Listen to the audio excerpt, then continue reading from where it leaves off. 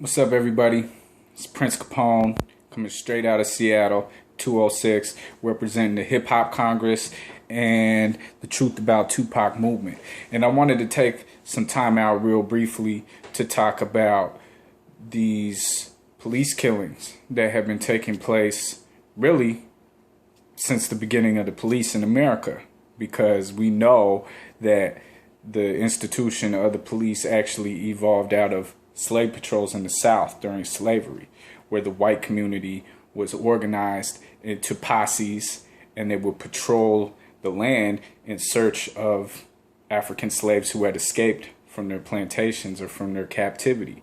And the slave patrols would capture them, torture them, sometimes execute them, or return them to their slave masters. And so from the very beginning, and this is crucial to understand when we're talking about the police killings taking place today, but from the beginning, the police have served two functions. And the first one of those functions, of course, is to patrol and control the people oppressed by America, which has always been people of color and poor people. So to patrol and control people of color, black people, brown people, and the indigenous people of America.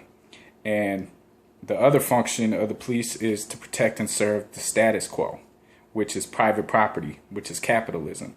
So anytime any group in society begins to undermine law and order and destabilize the status quo, the police will be called in to restore order, to restore law and order through force, because they are an armed extension of the state.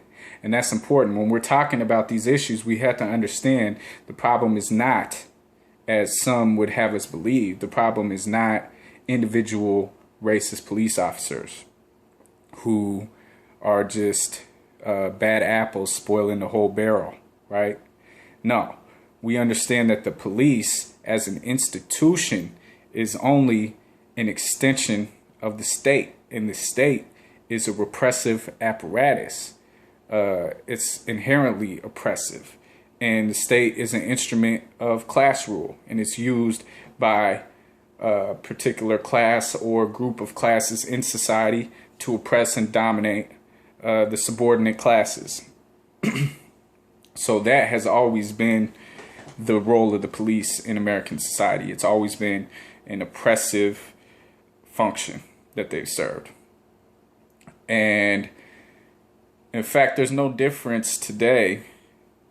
There's no difference between the police shooting and killing unarmed black people today and these white vigilante posses back in slavery or Jim Crow days lynching black people.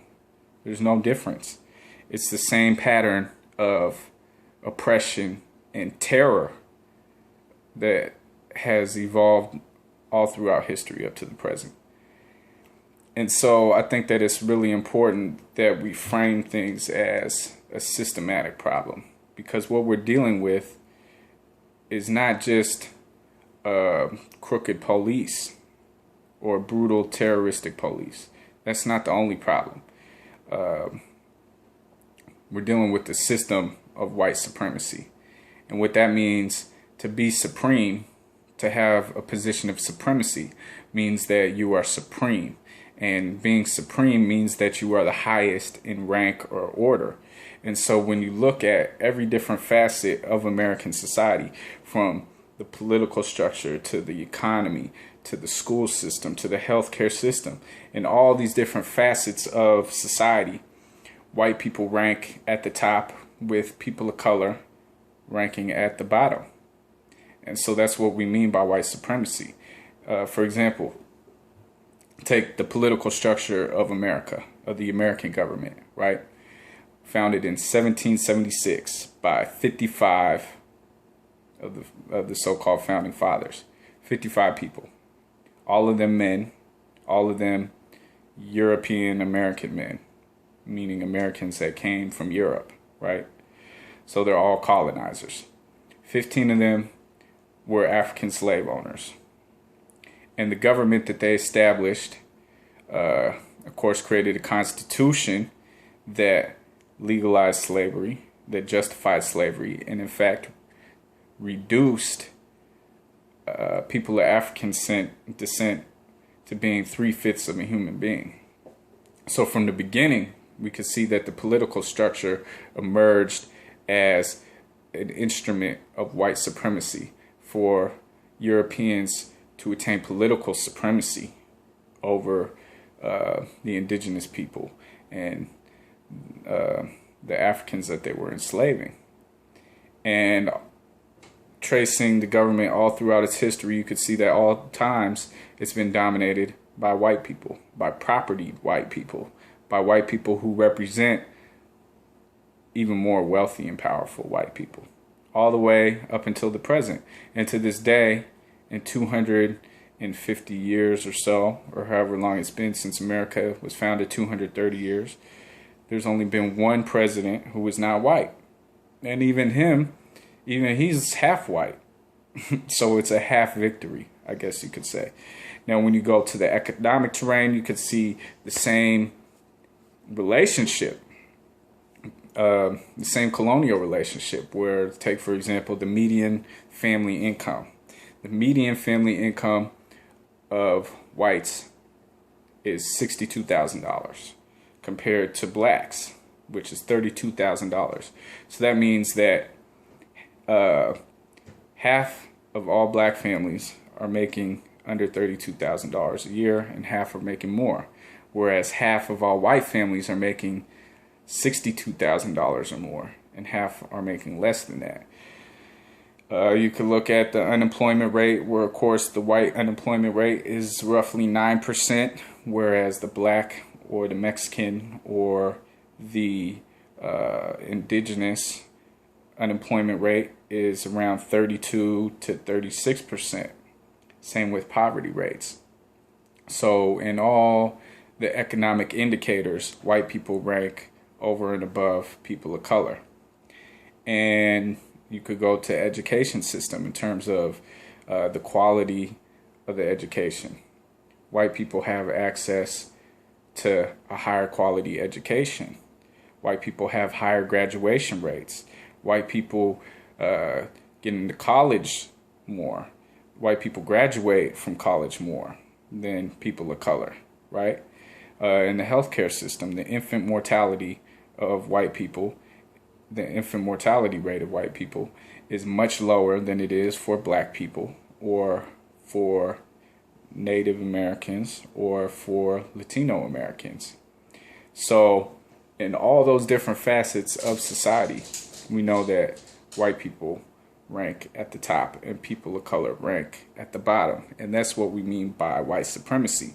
And unless we're addressing that issue, these disparities, this inequality in political power and economic wealth and resources and access to education and healthcare, until we address those inequalities, then white supremacy will not be abolished.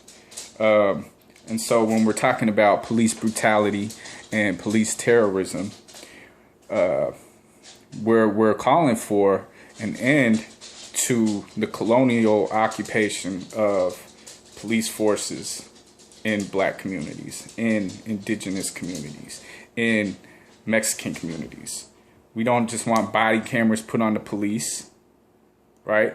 If you go to Afghanistan, you don't hear the people of Afghanistan saying, well, we want the U.S. soldiers here colonizing us to have cameras on their body to ensure that they're not committing war crimes. No, they're saying we want them out of our country.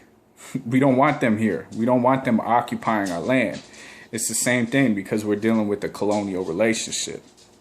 And so we're saying that the solution to this problem is a withdrawal of all white police officers, all white police forces from black and brown communities. And what we want to see happen is the black community police itself, and to have its own police force that they determine and control for themselves. and this is self-determination. Self-determination is a basic human right that all human beings are entitled to under international law, according to the Universal Declaration of Human Rights, of which the U.S. government is a signatory nation. And so, a lot of what we're dealing with today is the remnants of the civil rights movement. In fact, the Black liberation movement of the late 1960s that was smashed by COINTELPRO, by the FBI, and by the federal government. As many of us will recall, Martin Luther King and other civil rights leaders were simply asking for, or demanding, or protesting for, demonstrating for civil rights for black people. That means equality before the law. That means that a black person and a white person will be treated equally before the law. And that was the basic gist of the civil rights movement. Now, towards the end of the 1960s, especially after Dr. King had been assassinated by the U.S. government, of course, the civil rights movement evolved into a human rights movement, which, of course, was the direction Malcolm X was trying to take it in before he was assassinated. And shifting from civil rights to human rights platform enlarged the arena of struggle, because no longer were black liberation leaders and activists saying we want civil rights to be American citizens. They were saying we want our human rights to be self-determining human beings, as we have the right to do. And so we have to recognize this as a human rights struggle, and that the black community has the human right to determine the destiny of the black community in America. White America should have no say over how the black community is governed. Why? Because these are the historical victims of American colonialism and slavery and imperialism. So why would it be considered progressive for white people to govern over its colonial victims? It doesn't make any sense. No, that's not what we're calling for. We're calling for the dismantlement of white supremacy as a social system, which would require, of course, a massive redistribution of wealth in the form of land and capital, and redistribution of power, of political power, away from the oppressors towards the oppressed. So when we're thinking about these police killings in those terms, this is not simply a civil rights struggle that could be swept under the rug or placated through superficial gestures of increased supervision over the police, or surveillance of the police by them wearing body cameras. No, we want an end to the institution of the police, which is an inherently oppressive institution. And we want that to be replaced by the community arming and protecting and serving itself, having its own police forces that it controls. So that's the best way to ensure that the police are not going to be killing people in the community. If you're from the community and you know everybody there, when you see a kid steal a box of cigars, for example, right, as they accused Mike Brown of doing, then you're not going to think, I'm going to shoot this kid, right? You're going to say, oh, that's such and such. I know him. I know his mom. I know his family. You know, we go to church together, or whatever the case is. And you're not going to address it in that terroristic fashion. You're going to address it as a member of the community and treat the alleged thief as a member of the community. And then you're going to solve the problem in a way that's in the best interest of the community. So those are just my thoughts and reflections on the issue of police terrorism and how it's mainly just one component of a larger social system of white supremacy. And we have to be very clear on what we're struggling for and what we're struggling against, because we're not struggling against individual police. This isn't a struggle against Darren Wilson, right? This is a struggle against the state, against the armed branch of the state, which is the police. We're struggling against that entire apparatus of white supremacy, of capitalism, of imperialism. It needs to be completely smashed, broken down, and tossed into the dustbins of history and replaced by a social system that's rooted in a genuine respect and appreciation for humanity, that sanctifies human rights instead of the rights of the propertied and privileged, which is exactly what America is. It's a land of propertied, privileged people, and their property and privilege comes from the exploitation and oppression of 85% of the human race. And that is what the problem is. So if you want to solve the problem, smash the system. Break that shit, overthrow it, smash it into pieces, and then let's create a new system that's based on genuine equality between human beings. Salute.